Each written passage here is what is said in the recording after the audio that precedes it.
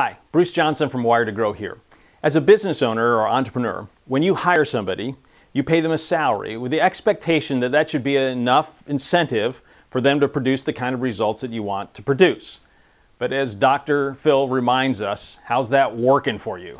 If you're like most business owners, not as well as you'd like it to. Because we can either work with people the way that they are, or we can work with people the way we think they ought to be. It's just wiser to work with people the way that they are. And the way people are is they're all motivated by self-interest. And that's why incentives ought to play a part in your business plan.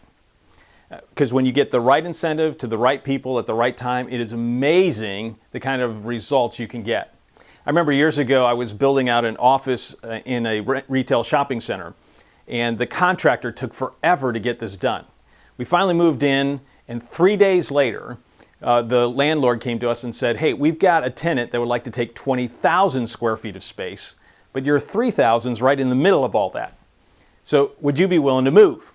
Now, my mother's side of the family is Italian, so I think, hey, everything's negotiable, make me a deal. And so we talked about it. We ultimately got them to give us more space. We went from 3,000 to 4,000 square feet. They built it out. They paid for the move, all the new hookups. We got 3 months worth of free rent, et cetera. It worked out to be great because we got the right incentives, which got the right behavior. But the more important part of the story is this. That first 3,000 took forever to get done. But the 4,000, 33% more space, got done in half the time. Now, when I watched this, I had to go over and find out how it was happening. So I walked in and I talked to the guys who were doing all the walls and putting the mud work in. And I said, so what's the deal? I mean, you guys worked so much faster than the other group did. Why is that? And they looked at me and they said, because we get paid by the piece, not by the hour. The right incentive to the right people can create a massive increase in performance. So how do you go about doing that? How can you create an incentive plan at your place of work which will actually incentivize your people to accomplish what you want at a faster pace? Well, here are 6 questions I would encourage you to think about. The first question is, what's the objective? What is it that you want to accomplish? A lot of business owners mess up here because what they think is we ought to have a generic incentive plan. Bad idea. You want to incentivize specific things. So if you want to get more referrals from your people in a specific target market, then incentivize that behavior. Don't try to incentivize everything. It doesn't have to last forever. You take a look at a growth accelerator strategic initiative and create an incentive for that. Don't have 20 incentives. Get one specific thing. Everyone knows this is the objective, easy to hit. Number 2, the second question is going to be, what's the metric going to be? In other words, how are you going to measure it?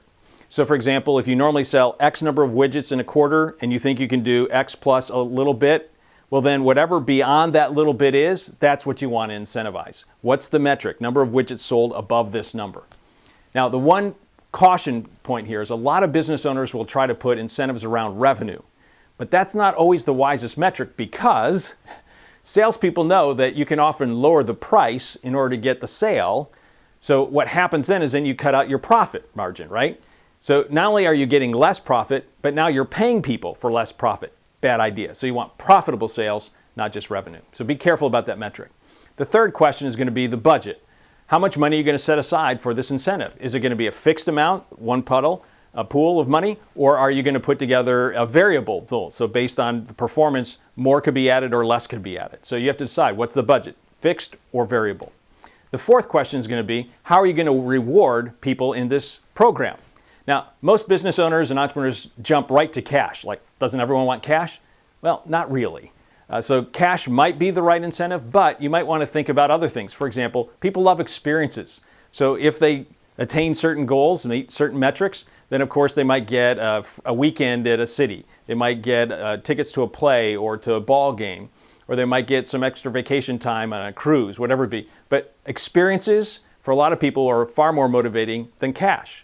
Some people are far more motivated by paid time off. In fact, if you have discretionary time, that's not a bad thing because it's technically not costing you anymore because they wouldn't be used. Their utilization is low.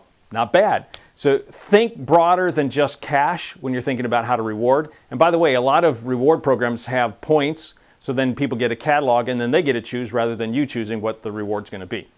So that's question number 4. The fifth question you're going to want to ask is, how are we going to divide this pool? Whatever that pool is going to be, are you going to reward people individually? You're going to reward them by the team, by the department? Are you going to reward everyone equally?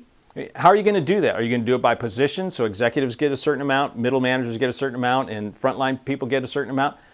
How are you going to divide that pool up? That's question number 5. And then the 6th and final one is going to be, how often? Now, a lot of business owners and entrepreneurs, when they think about this incentive programs, they think about a year-long deal. So at the end of the year, we're going to look at the numbers, we'll evaluate it, and then we're going to give some kind of bonus or payout at that point. But let me ask you, if you're doing something in February and you're not going to get rewarded until January, like, how motivating is that for you? Probably not. So the shorter the span of time between when somebody does something and they get rewarded, the more powerful and effective it's going to be. So if you're going to pay out weekly or bi-weekly, you're going to be far more effective in your incentive program than if you pay out monthly or quarterly. Of course, quarterly is going to be more powerful than yearly. So you decide weekly, bi-weekly, monthly, quarterly, or yearly, but just remember, the closer you get to the execution, the more powerful the incentive will be. So there you go, 6 questions that you need to be thinking about as you're creating your own incentive program to help accelerate the performance of your people. Remember, you can either work with people the way you want them to be or the way that they actually are. If you want to work with people the way they are, make sure you create the right incentive program that gets the right result that hits the objective that you want. Now, if you found this information helpful and you found it beneficial, make sure that you share it with some other business owners and entrepreneurs. If you're on social media, make sure that you like it on whatever platform you're on. And if you want to contribute to the conversation, just go to the comments section below and then make sure you add your comments there. Maybe you have some other ideas. And if you're watching this someplace other than on my homepage or website, make sure you go to wiredtogrow.com. So I wish you well to your accelerated success. Bruce out.